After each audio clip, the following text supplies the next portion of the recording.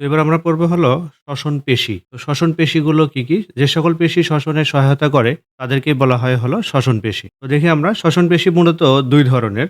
শ্বসনে সহায়তাকারী প্রধান শ্বসন পেশি হলো ২ ধরনের। একটা হলো তোমার ডায়াফ্রাম, আরেকটা হলো ইন্টারকোস্টাল পেশি। তো ১ম আমরা দেখি হলো ডায়াফ্রাম। তো বক্ষ গহ্বরকে উদর গহ্বর থেকে পৃথককারী, বক্ষ গহ্বরকে উদর গহ্বর থেকে পৃথককারী পেশি থাকে। তো দেখো এই যে এটা, এর নিচে এটা হলো তোমার উদর গহ্বর, এটা হলো উদর গহ্বর। আর উপরে এই যে বনিকেস বা বক্ষপিঞ্জর এর নিচে আছে হলো তোমার বক্ষ গহ্বর। তাহলে এটা হলো বক্ষ গহ্বর আর নিচেরটা উদর গহ্বর। এই দুটার মাঝখানে দেখো এই যে পেশিটা নড়তেছে, এই যে এই পেশিটা এটাকে আমরা বলবো হলো উঠে গেল আবার নামতেছে। এটাকে বলা হয় ডায়াফ্রাম। ডায়াফ্রাম দেখতে ছাতার মতো। এটা ঐচ্ছিক পেশি দিয়ে গঠিত। আর ডায়াফ্রামের একটা বিশেষ দেখো যখন ডায়াফ্রাম নিচের দিকে নামে, এই যে নিচের দিকে নামতেছে, নিচে নামে তখন বক্ষ গহ্বরের আয়তন বাড়ে, উদর গহ্বরের আয়তন কমে। এবার দেখো ডায়াফ্রাম যখন উপর দিকে উঠছে, এই যে উপর দিকে উঠলো, তখন বক্ষ গহ্বরের আয়তন কমে, উদর গহ্বরের আয়তন বাড়ে। ডায়াফ্রামের ছন্দময় ক্রিয়ার ফলেই মূলত প্রশ্বাস এবং নিঃশ্বাস সংঘটিত হয়। এবার আসি দ্বিতীয় প্রকারের পেশি হলো ইন্টারকোস্টাল পেশি।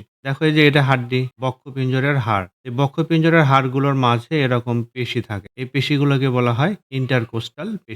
ইন্টারকোস্টাল পেশি যখন তোমার সংকুচিত হয়, তখন দেখো এই যে বক্ষপিঞ্জরের হাড়, এই যে খাঁচা, এটা তোমার কি হচ্ছে? ধীরে, ধীরে উপর দিকে উত্তোলিত হয়। তাহলে স্টার্নাম সামনের দিকে সঞ্চালিত হয় এবং বক্ষপিঞ্জরের হাড়গুলো পশুকা, এগুলো উত্তোলিত হয়, উপর দিকে ওঠে। ইন্টারকোস্টাল পেশি সংকুচিত হলে। আর ইন্টারকোস্টাল পেশি সংকুচিত হলে বক্ষ গহ্বরের আয়তন আরো বেড়ে যায়।